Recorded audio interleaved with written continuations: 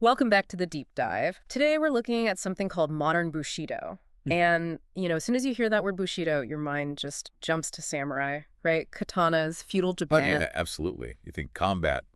But the sources we're unpacking today, they flip that completely on its head. This isn't about fighting some external enemy. Not at all. It's a mental framework for thinking about time.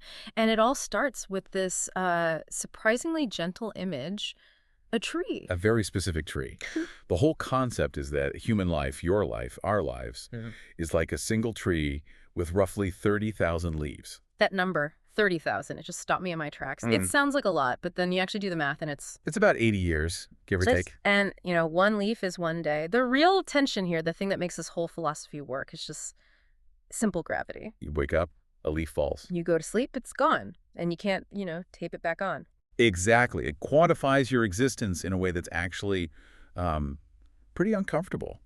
It forces you to look at the pile of leaves on the ground. The past. And then the leaves still on the branches. The future. But the source material, it doesn't just let you sit there and watch the leaves drop one by one. No, because that would just be a calendar. Right. It introduces this chaos variable. The sudden storm. This is the crucial twist in the whole metaphor. We tend to live our lives assuming the leaves will fall on schedule. We assume we've got, 15,000 left or 10,000? Sure.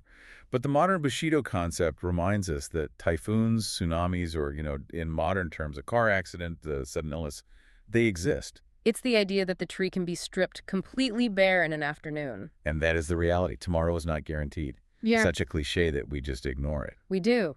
But visualizing a storm hitting that specific tree, your tree, it really changes the emotional weight of it. It turns time management into something more like risk management. So, okay, if the problem is that we're fragile and our time is finite, what's the solution? Because living in constant fear of a storm, that just sounds exhausting.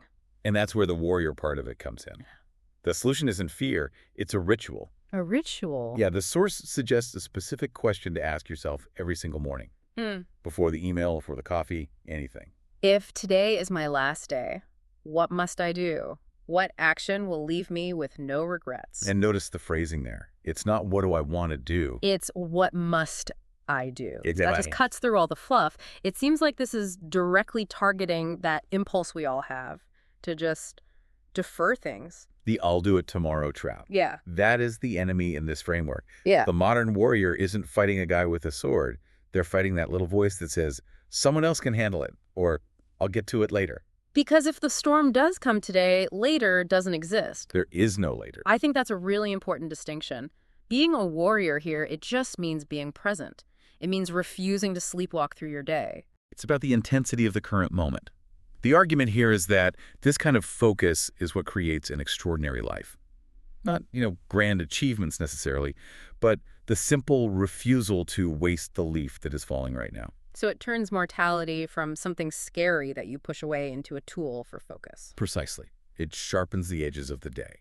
So let's leave you with that visual. Picture your own tree. Picture your 30,000 leaves, or, however many you think you have left. And then ask yourself this. If a storm came through this afternoon and stripped that tree bare, would the action you took this morning be enough? Would it leave you with no regrets? A heavy question, but maybe a necessary one. Thanks for diving in with us. See you next time.